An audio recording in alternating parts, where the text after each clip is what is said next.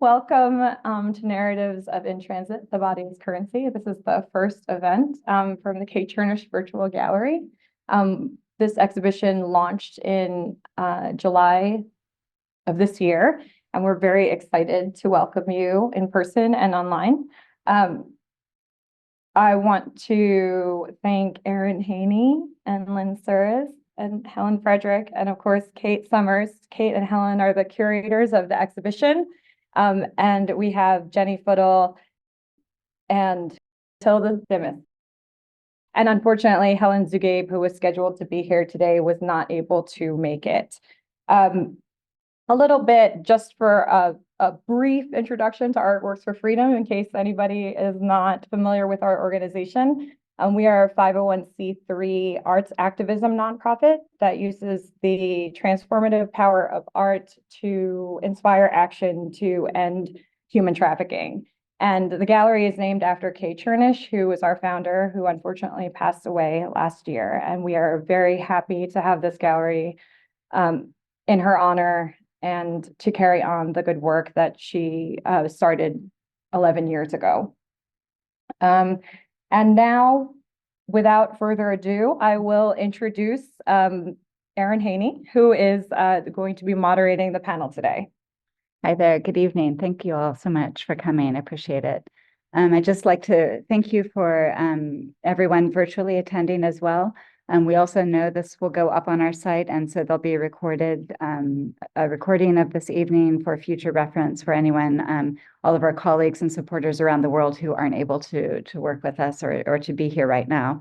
In particular, we'd like to thank and recognize the members attending who are part of the AHLA, American Hotel and Lodging Association Foundation, with their No Room for Trafficking campaign and their extensive free education and training programs offered for hospitality employees. The aviation industry is well engaged in working with the U.S. Department of Homeland Security, PACT in the U.S., and ECPAT International, who are dedicated to child protection from all aspects of traveling in tourism, aspects of trafficking rather in travel and tourism. And we'd like to recognize Polaris programs for helplines and survivor shelters and programs which are supported in partnerships. And with that, we have, I believe, joining us from HALA, Eliza McCoy, from Polaris, Ariel Okamoto and Luisa Cordova, and from PACT, Lori Cohen. So thank you all for joining. We really appreciate your support here. So I just want to start out with questions for our curators here. We have Helen Frederick, who's here in person, and then Kate Summers, who's joining us virtually. They curated the exhibition In Transit, The Body is Currency. I want to start by asking them just a few questions, and then we'll proceed to some questions with our artists here, including Lynn and our artists who are joining online as well. Artworks for Freedom founder and photographer Kate Chernish really championed art activism to bring awareness to human trafficking. Can you, Kate and Helen, both discuss a little bit how you met Kay and what was the path that led you to working on this exhibition? Can we start with you, Kate? Sure. Greetings, everyone. Well, I was the director of the Bernstein Gallery at Princeton when Kay reached out to me about showing her photography in early 2007. She felt that the Bernstein Gallery was a perfect fit for her work, and indeed it was. The gallery's mission is to stimulate thinking about contemporary policy issues. We work with activist artists on a broad range of topics. On her recommendation, I went in to see her show Bought and Sold at the United Nations exhibition in New York City. I found it incredibly powerful and moving, and I knew I wanted to bring it to the gallery. And we did in 2009. Kay and I continued to stay in touch over the years. I was involved peripherally as a member of the advisory board. And then just a few months before Kay died, she reached out to me to see if I could help her establish the virtual gallery. I knew nothing about virtual space. I knew absolutely nothing about the technology behind how to make it happen. But I did know Kay, and I knew that with her commitment and her tenaciousness, if she wanted to make this thing happen, she would, and I was happy to help her. Thank you, Kate. It's been such a pleasure to work with you as a curator. And like you, I got to see Kay's show at the Joan Hisioka Gallery in downtown Washington, D.C. that's part of the Smith Center for Healing and the Arts. So I saw her work before I met Kay, and it was the same show, Bought and Sold: Voices of Human Trafficking. The gallery itself had such a beautiful presence and aura when you went in. And you could feel this humanitarian concern that she was bringing the transformative power of art towards inspiring anti-trafficking action. And then Kate, being very persuasive, asked me to join the board. So in 2016, I joined the board, and we did a huge citywide program with commissioned dances, curated exhibits, talks, lectures, and the Golden Doors to Freedom, which was one of her favorite projects. We would take an old door, recycle it, coat it with gold leaf, and invite the community to come in and write their words about freedom in relation to human trafficking. And then they were exhibited. So now I'm honored to serve as the curator of artworks and carry on Kay's vision. And at Smith Center, January 11th, National Anti-Trafficking Day, we will have another event. So look forward to that. The inaugural exhibition that you two have brought together, can you tell us a little bit about the background of what you were working on before and what you brought into your mastery of curating an exhibition like this? You know, you've both mentioned that that was new to you, and Helen, you've mentioned that that there were, you know, aspects of the work that dovetailed, and I'd like to know a little bit more about what was your process working with the artists, how you brought people together. If you can maybe start, Kay, and I'd like to hear from both of you. Kate, you want to start? Sure. I can talk about the process of this inaugural show. You know, it came together through collaborations, like, you know, all good things do, between Helen and me, and Artworks founder, Michelle, and along with the fabulous tech support that we had in Helen C. Helen and I began the curatorial process by asking 10 artists whom we knew, who we had previous relationships with in the art world, to participate. And from there, we put out an open call for submissions. After receiving about 50 open call applications, we chose 10 more artists. For several months, Helen and I shared conversations with these artists. Some of them made new work, and while others had existing work that we felt was, you know, fully in line with expressing the different facets of human trafficking. And then we came up with a title, In Transit, the Body as Currency, after much thinking about that, and because we are involved very much with tourism and travel. So I'd like to read a few words from another board member, Helen Morano, who's the Senior Vice President of Longwoods International and has extensive years in travel and tourism sector. And that explains why the title, because briefly, we're focusing our efforts on travel and tourism, expanding both industry and consumer awareness levels to catalyze action. Human trafficking is globally pervasive, as we know, in so many areas, and travel and tourism is a key contributor in being a conveyor and accommodator for many of the movements and opportunities for the perpetrators. We know this virtual gallery offers a multi-level educational, emotional level, not just the facts and figures. It articulates the condition and amplifies the voices of the survivors. We know that the artists, activists, and survivors believe in the transformative value of art to inspire action. We know that the travel and tourism sector is comprised of multiple levels of industry and stakeholders. But we also know there's much more to be done, and that travel and tourism can be a bridge for governments and civic society to raise the bar on tackling this human rights atrocity. Our efforts are dedicated to waking up more of the world to stand up and stop this criminal activity through artistic renditions using all medium forms. Today, we're privileged to share the story of how we built this virtual gallery and the title In Transit, The Body as Currency, and yet another impactful way to motivate individuals, communities, and systems to directly engage in the movement and to eradicate modern-day slavery. That's why we did the title. Thank you so much. I appreciate it. What's fascinating to me about this, about the online exhibit, and it takes a while to get through. There are a remarkable number of extraordinary works there, so powerful and so wide-ranging. One thing that's fascinating to me about this is the very big, the international scope and the detail that comes with artists evoking such different circumstances around trafficking.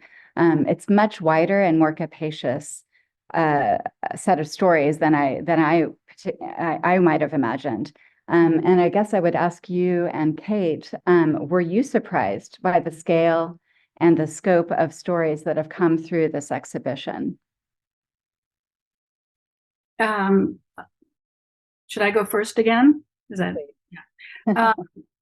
Yes, I was surprised at how diverse the creative expression was by the artists who answered the call. You know, Helen, I certainly hoped to see a wide range of media, but I had no idea we would get that range of work, get the range of work that we did, you know, from paintings, video work, dance, the printed word. Thematically, there is a through line in much of the artwork, and this is the profound sense of vulnerability of the individual. You know, we know it's the vulnerability that traffickers prey on. The causes are many that create this sense of insecurity and helplessness in the trafficked person. It comes about through many ways, through military conflicts, wars. It's often found in the very poor. It's found in ethnic, religious, and racial minorities who live under constant physical and psychological brutality. The art in this exhibition reflects upon all of these conditions that makes human trafficking so prevalent in the world today. I think that's the important issue, why this is so timely in the world today, just what you said at the very end. And we coordinated in conversation how these artists could fit together in this space, which isn't like going into a gallery. So they had to converse well to each other, and we had to think about physically what would go in a series to make the most sense to tell the story. So we were very aware of reworking the space numbers of times, numbers of iterations, looking at each artist and respecting their work and their voice and their story, and then seeing how we could put it together in the virtual space. Thank you, guys. Thank you so much. So for a little bit of time, we're going to shift to conversations with the artists, in particular artists who are here online and here in person today, this evening. I'd like to start with Matilde Simas. Matilde is an award-winning documentary photographer whose work has shown internationally and includes a long-term documentary project on human trafficking and advocacy for services for exited survivors to live sustainable lives. Maddie, thank you so much for joining us. Thank you so much for having me. Sure, no worries. Yeah, I'd like to ask, you photograph people who themselves have been involved in trafficking. how have you fostered those relationships with your subjects? And can you talk about how those relationships are reflected in your activism?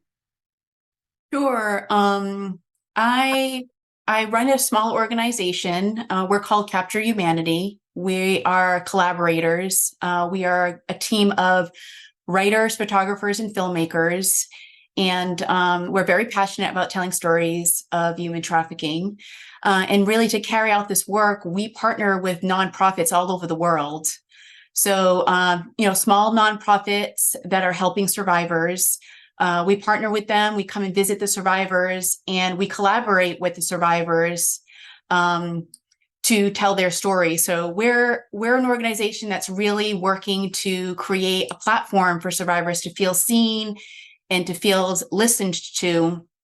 And through sharing these stories of human trafficking through photography and collaboration, the hope is that we are building awareness and we're provoking thought and action through art. We're using art to open up that door to these conversations about trafficking that I often describe as, very uncomfortable truths that people don't like to talk about trafficking.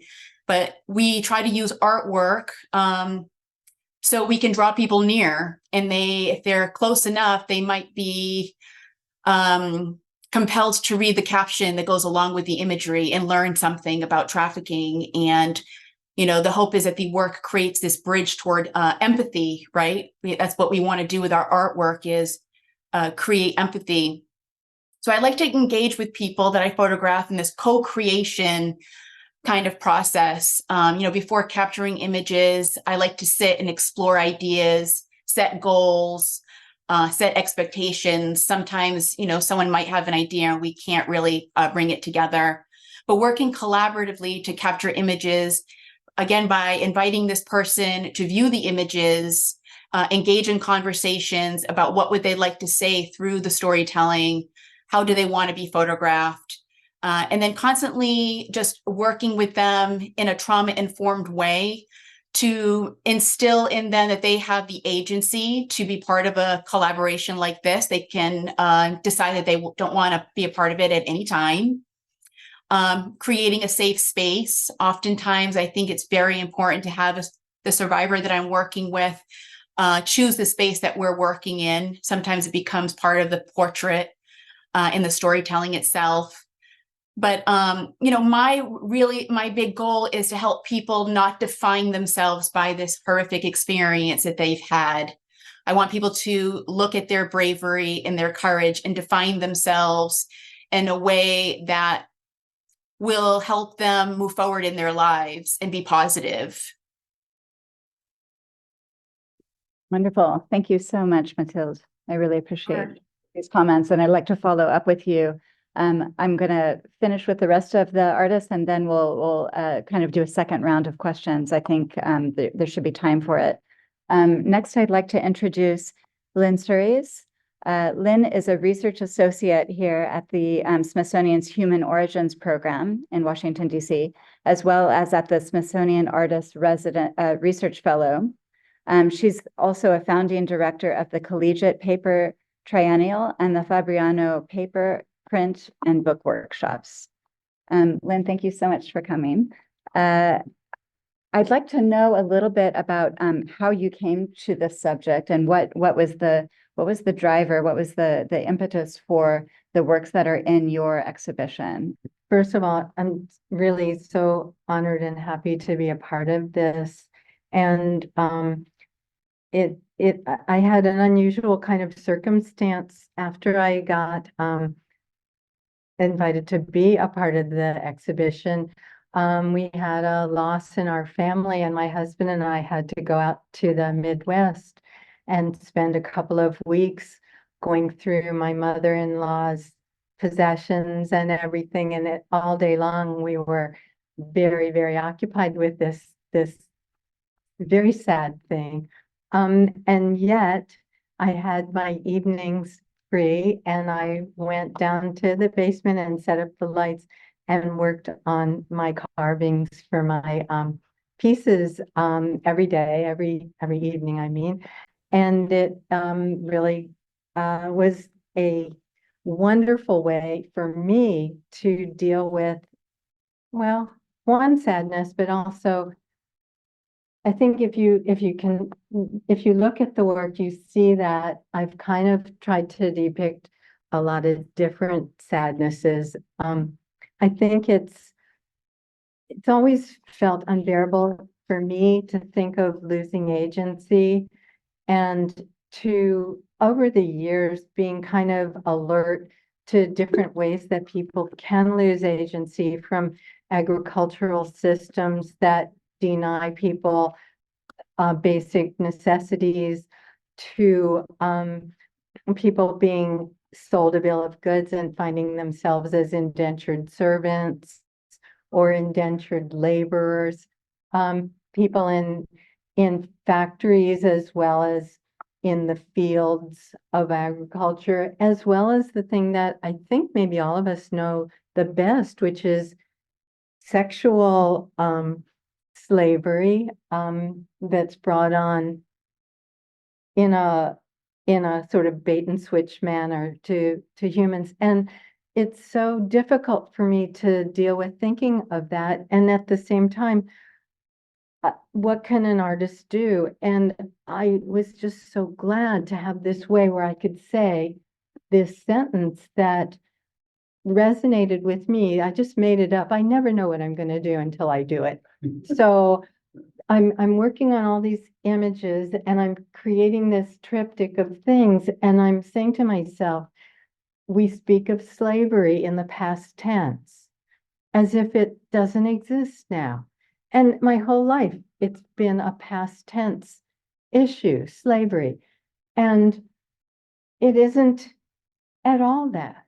And I thought I need to just show that people can be stuck in a labyrinth of industrial enslavement. Children can be forced to lose their childhoods in support of people that prey upon them to get them to labor in perpetuity. And on the last piece, the blue piece, just that the threads of time, which is what those waves are that are running through that piece, tie together people all over the world and also in the entire history of our continent. And so that's really what was happening there. But honestly, like I said, I didn't know that I was gonna do this way. I just knew I had to put my thoughts in some kind of order and let it just sort of become gelled into these images have to go together in this way, et cetera, et cetera. I hope that Yeah, answers that's your wonderful. question. That's wonderful. I really appreciate how you explored a little bit of the formal qualities that are happening in those works. And I do want to come back to you with another question about that kind of instinctual role of creation in those works. So I'll come back to you with that. But thank you so much for this description. Helen Zugabe, unfortunately, as we mentioned before, won't be able to join us tonight, and we very much regret her absence. But we would like next to go to Beautiful Feet, otherwise known as Jenny Footle. Jenny Footle is a Native American artist and dancer and a survivor of human trafficking. She's based in Colorado, and she's the founder of Beautiful Feet Wellness, an organization that helps survivors find a healthy lifestyle through fitness, wellness, and spiritual growth. Thank you so much, Jenny, for joining us remotely. It's great that you could be here. I'd like to ask you, could you talk a little bit about your process for creating these works? As we can see, they're dance works, and I'd like you to talk a little bit more about your process, who you're working with, and the connection between the works and your organization as well. Yeah, thanks for having me. It was a delight to finally see the gallery come to fruition. So I'm so glad that thankful for you all to make it happen. So for Beautiful Feet, one of the things that we do a few things. We work directly with survivors. We help them heal through a lot of physical modalities, because the things that have happened to them are very physical in nature. And one of the ways that we found really connects to people and helps them heal their spirit and their body and their mind is dance. It's very impactful. And so we do a lot of dance classes, improvisational dance classes, help people get more connected into their bodies, reintegrate their bodies instead of being dissociated. And we just find that a lot of programming requires you to sit, and a lot of things that we do requires us to sit, and our bodies need to move. So we love doing this in the community and just the impact that it has. But one of the things we really enjoyed is we get to spread awareness through dance and poetry performances. And this process is really beautiful. It takes a few different forms. In the beginning, we were using a lot of my poetry because I am a survivor, and so is survivor informed. And it's very easy to get, me to interact with the dancers and have the whole creative process going. But over time, we've worked with different poets and other survivors to really turn their story from something, dark into something beautiful and help them to highlight things about themselves and what they want to spread awareness about, the issues that they care about, and turning that into poetry and dance and movement, and giving them a gift that they can take whenever they go to speak and do other things. And so that piece of the process has been really great, but also engaging different artists and different even survivors in movement and giving them an opportunity to spread awareness using their art. And we've worked beneath was a compilation, a lot of my story, but then with some others built into that poem. And we actually placed it on a dance company out of a college in Illinois, Knox College.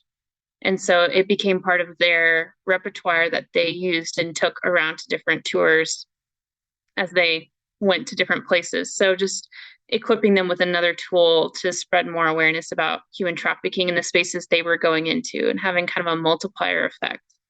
So in short, we have a survivor who informs a piece, or multiple survivors that inform a piece, and they'll often come and share with the group of dancers or the poet their story, or not necessarily even their story, but what they are really passionate about, what they want people to get right about their story or human trafficking, or the issues that they really care about around human trafficking.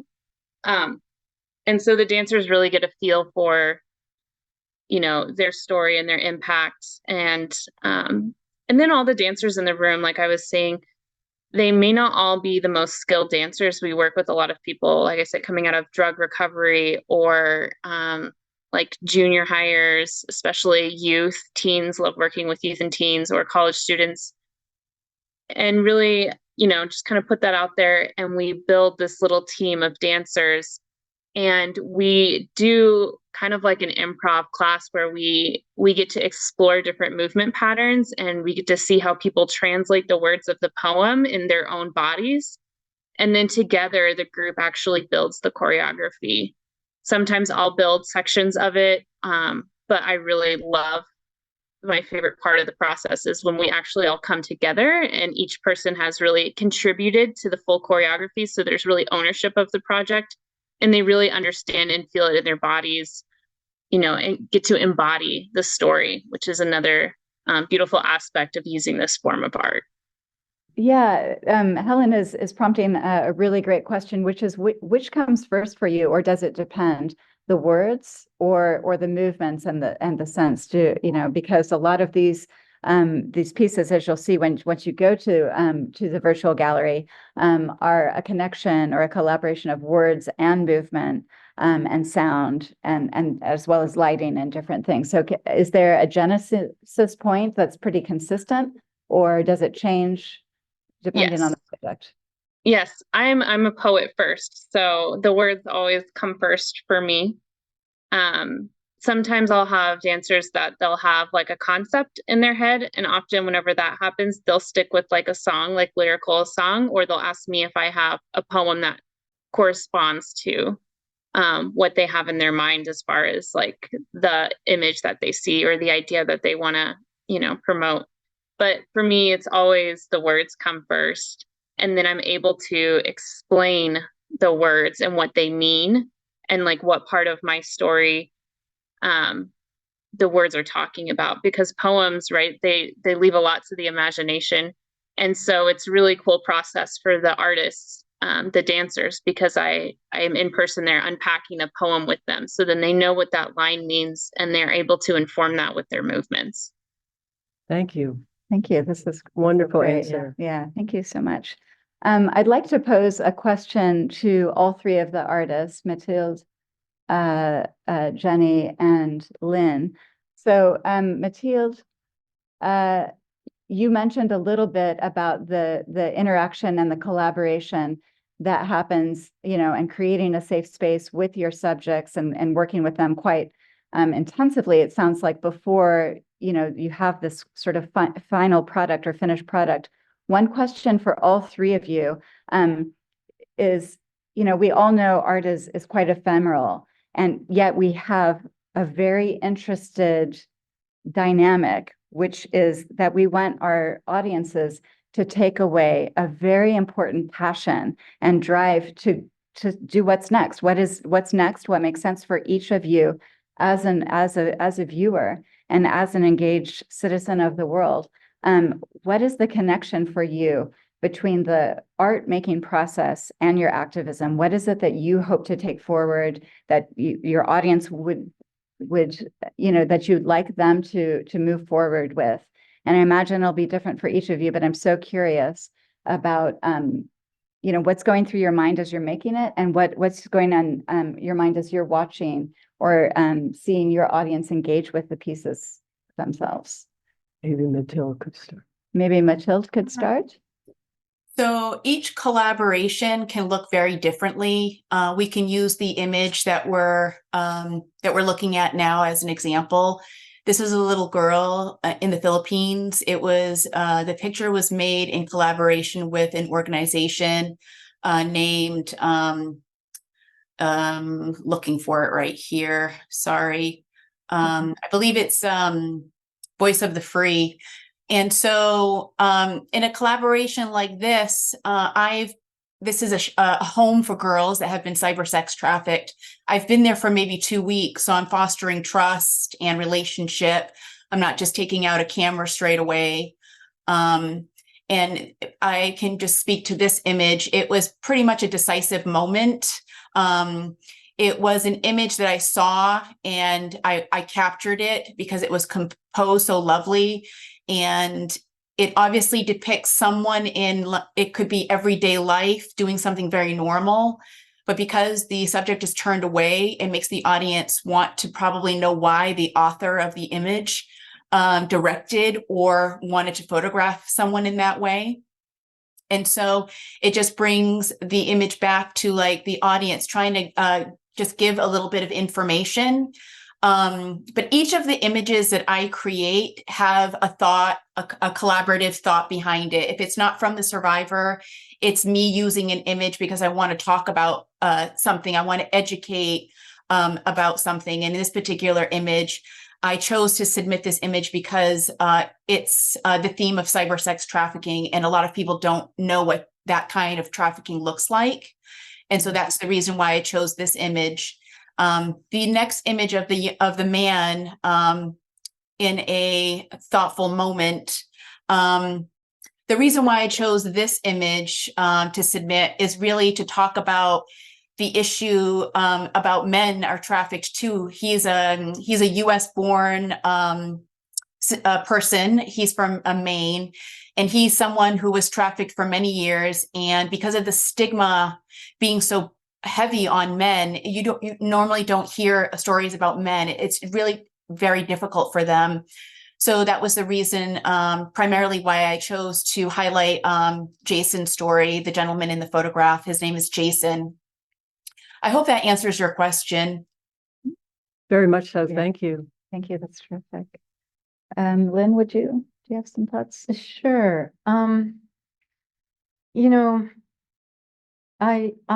look at images in front of me all the time, and I take a lot of photographs of things that impact me. And I tried to put together the images that I chose from things I had either made myself or seen somewhere or found in any of the ways that one can. But I tried to put them together in a way that the people depicted were somehow able to speak to whoever is looking at this piece. Because, I mean, I'm not sure if I consider myself an activist artist. I usually work with human origins and sort of different subjects. But once in a while, something comes up and I do something like this. So I do have a body of work that, speaks to what ways that I would like to speak out if I were a person that spoke out. But I'm a person that sits by herself and makes things, and hopefully the things can speak in a situation like this where, I so agree with what everyone has been talking about, that this has to just be out there and everyone has to know. And I love encountering in airports the signs that say, this is going on, don't ignore it, don't overlook it. And as an artist, communication's super important. I love hearing about artists who put themselves out there all the time for these really worthy reasons and impetus. But for me, it's like this fabulous opportunity to communicate and hope that somebody's out there hearing and maybe communicating back. Absolutely. Thank you so much. So one word that we haven't heard from anyone is witness. And I wonder if we could talk about that in relation, whoever would like to discuss that, because this is something that Kay, we always called her a witness of justice, the power of art, a witness of justice. So how do we, as artists and activists, meaning you all, see yourself as a witness at this point? I can kind of answer Yeah. the last question and then at the same time, I guess, answer this question. Thank you. So for me, I chose art to spread awareness because art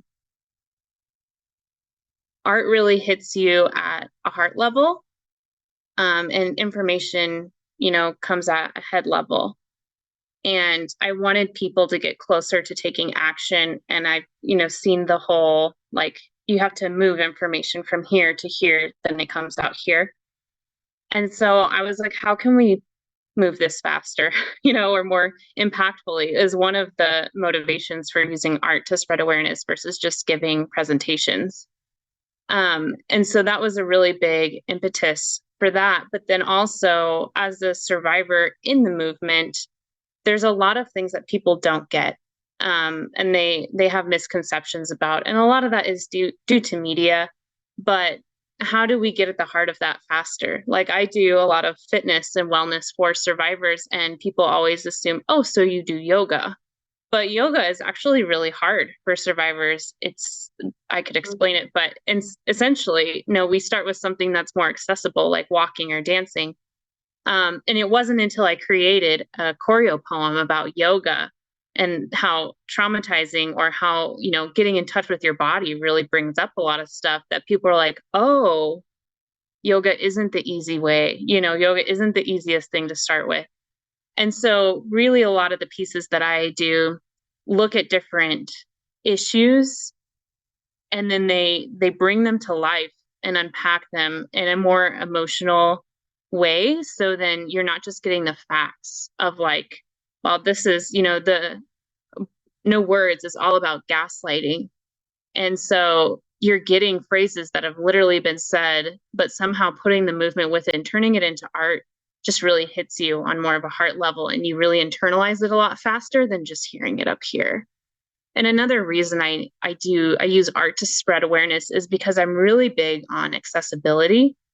And I find that there's either language barriers, knowledge barriers, there's a language, like a lingo that we talk with.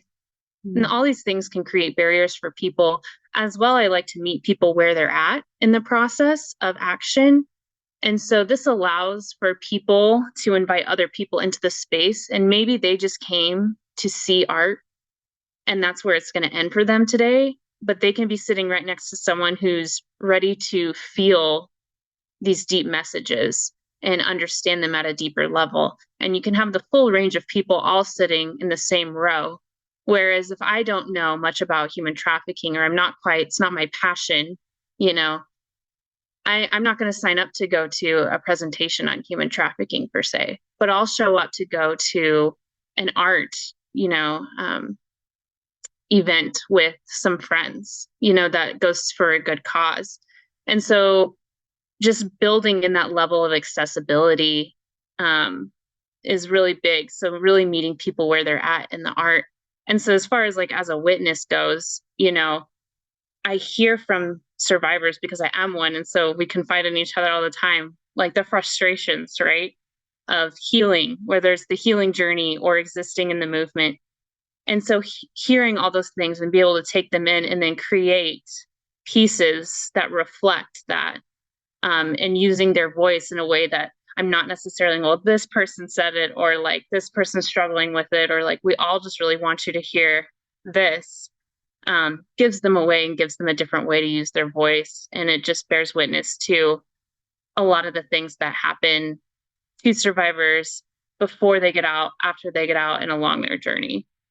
Wonderful. Thank you. Thank you so much. Matilde, did you have anything that you'd like to add, or thoughts on that idea of witnessing?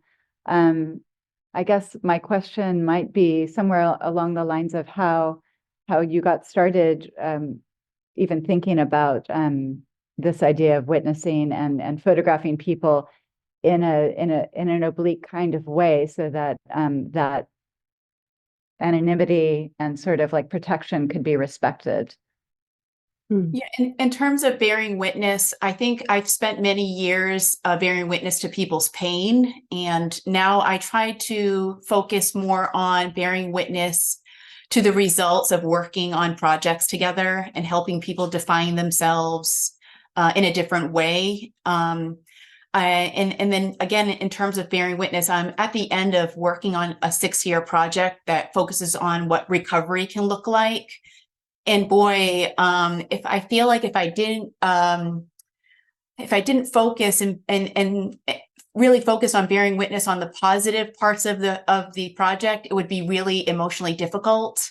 So I guess that's how I would answer that question. It's just really focusing on the positive, and it can be really emotional telling these kinds of stories, but I just feel like my part is just a really small part in helping people in their healing process. So I always feel like whatever I can do to help someone be able to connect with their experience and move forward is what I always try to do with the storytelling. Matilde, thank you so much. You're bringing up a really important thing that I think all of these artists have had to grapple with to an extent, which is the very tricky prospect of raising these difficult questions, protecting people's,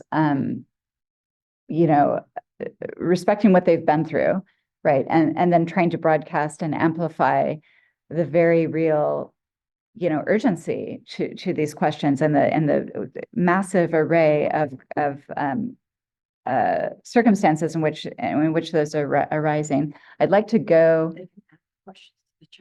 I'd like to invite people who have joined us remotely on Zoom to add their questions to the chat, and we'd like to be able to pose those questions to the curators and to the artists, and also to people here in the room. We'd welcome any questions that you might have for for everyone here. Well, I have a comment. Okay, wonderful. Yeah. Kay and I spent 30 wonderful years together, and I was a witness to her work. And what amazes me about hearing all of you artists discuss how you do your work is that it so much overlaps how Kay worked. Spontaneity, the need for feeling, the need for thinking, and the need for action. And I'm so, if you were to draw a Venn diagram, Yeah. you would all have your own circles, and they would all overlap in the middle where it's most important. So I really appreciate what you're doing.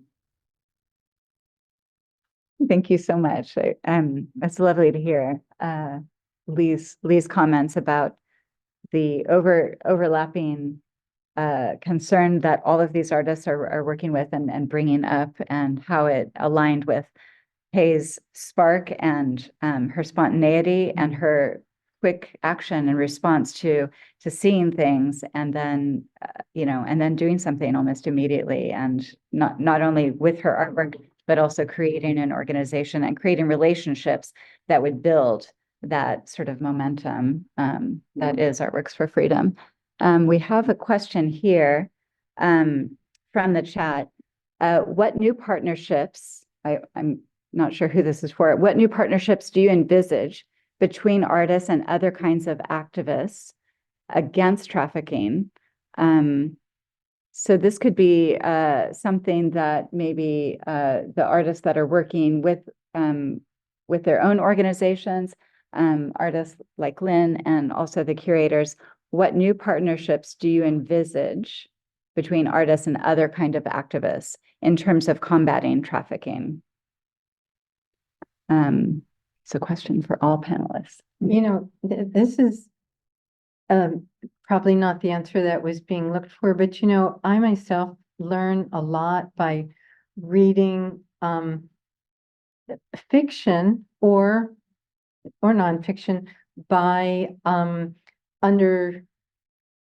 by Native American authors, by Black American authors. And I think that a partnership between the different modes of expressing a writer and an artist together. And I know that this is something that Beautiful Feet has already endeavored in the world of word and dance. But word and any kind of art form, I think, is definitely in the stars for me. It's something I'd like very much to do. Okay. Excellent. Maybe Kate has something. Maybe Kate, do you have any thoughts on that? New kinds of partnerships between artists and different kinds of activists, now that you've been immersed in this project for such a long time? I just believe that artists, activists across the board are whatever collaborations can bubble up and evolve are just critical for all the reasons that some of the artists have discussed today.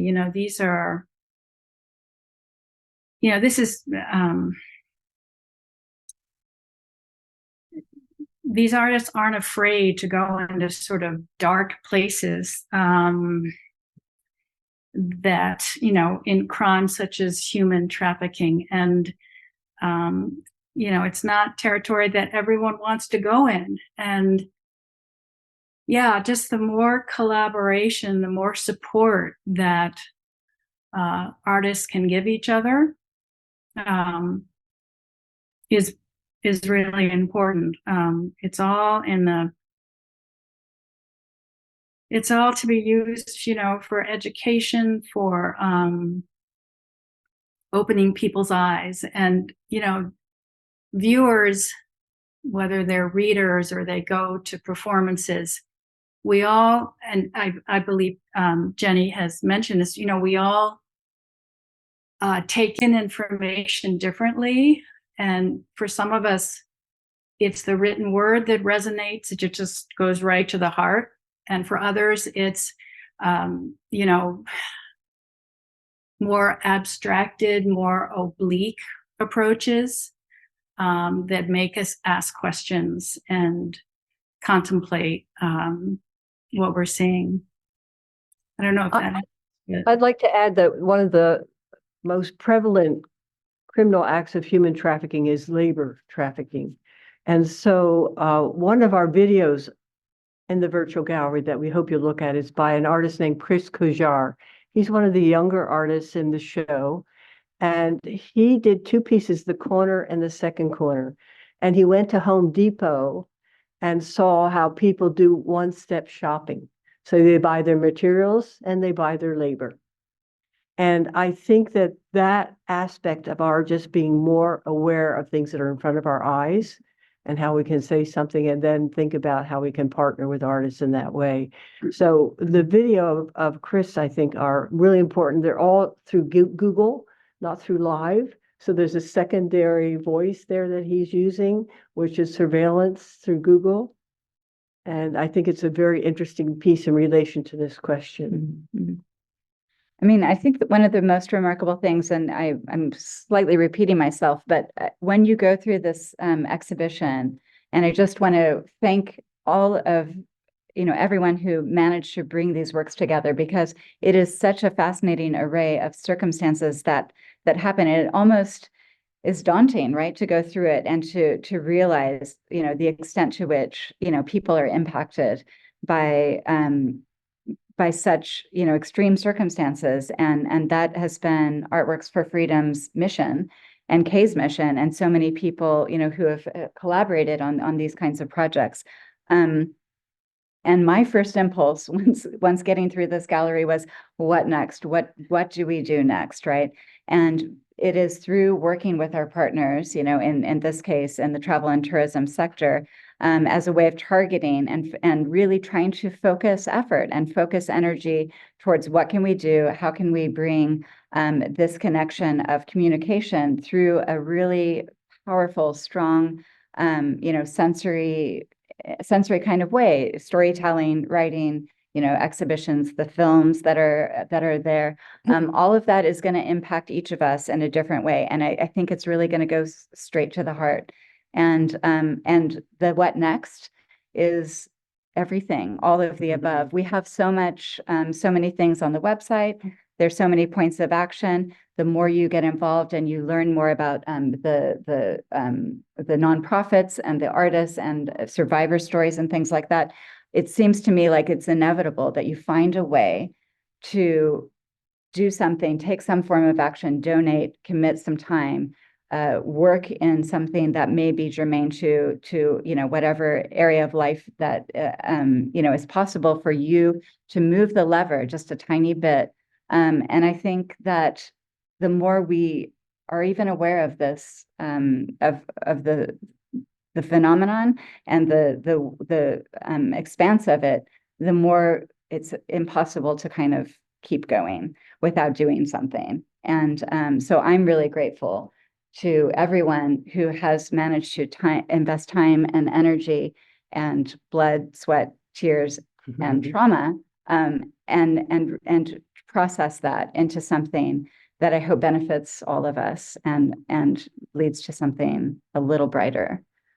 So thank you all so much for all of your work, and thank you for the conversation tonight. I'm really grateful to everyone who worked so hard to join, and for the wonderful work that you all have done. So Michelle, I'll turn it over to you. Yes, thank you everyone for coming. Just a last note on that question. I know that we're at time now, but I think that really echoing what other people said, none of us are going to do this alone. I mean, we're obviously we're not a direct service provider. We're not policymakers. We are here to just try to move the needle emotionally for people, so that could be the first domino to fall in some cases, right? Because if people don't care, they're not going to vote. They're not going to change anything about anything. And so that, and when you think about all of the strides, I mean, I know it's hard to think about the strides that people have made as a society in the current moment, but the civil rights movement and like all of the great advancements in human rights that have occurred in the past century the arts have played an integral role, like showing people how to care about something, how to look at other people like they're humans. And that is what we're trying to do and what all of these artists are trying to do. And what I appreciate so much about what Kay did, what Kay's vision was for this organization and how she pulled us all into it. And so I just, that's my closing. That's my comment on that. And I do want to thank you all for coming. And today is Giving Tuesday. So if you would like to support future programs from the Curators Virtual Gallery, please consider making a tax-deductible donation to Artworks for Freedom. And the link is in the chat for all of you who are at home. Okay, thank you. Thank you so much. Thank you. Thank you, everyone. Thank you so much, everyone. Have a great night. Thank Thank you. you. I can't see you. Hold on. Sorry. Who is it? There we are. Okay, there you are. Bye.